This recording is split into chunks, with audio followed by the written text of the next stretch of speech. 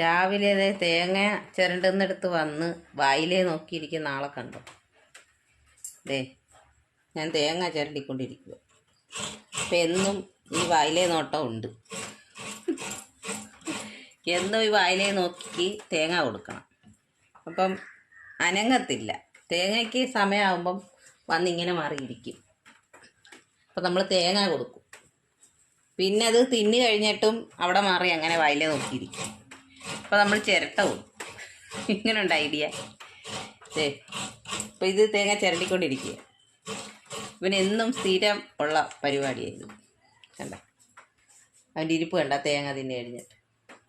ഇനി തേങ്ങയില്ല. ഈ വിറകെല്ലാം പിറക്കി ഇവന് അവിടെ ഇവിടെ എല്ലാം കൊണ്ടിടും. കുരുത്തക്കേടാണ് ഇവൻ്റെ കയ്യിരിക്കുന്നത്. കണ്ട തേങ്ങയാണ് ചോദിച്ചുകൊണ്ടിരിക്കുന്നത്. തേങ്ങ വേണം ടിപ്പുന്?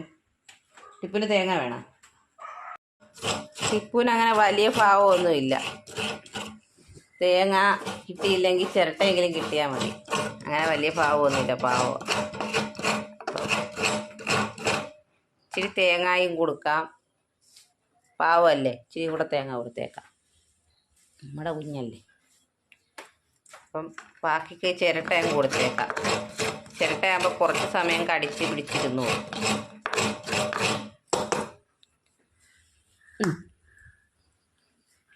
അപ്പം ഇന്നത്തെ കഞ്ഞി ഇനി അതും കൊണ്ട് സ്വസ്ഥമായൊരു സ്ഥലത്ത് പോയിരുന്നു. അവിടെ ഒന്ന് പണി വെക്കുക. ടിപ്പുക്കുട്ടാ ചിരട്ട തരുവാടാ എനിക്ക്. ഇനിയിപ്പം ആരെയും കാണാൻ പറ്റത്തില്ല അവന്. ഇനി അതില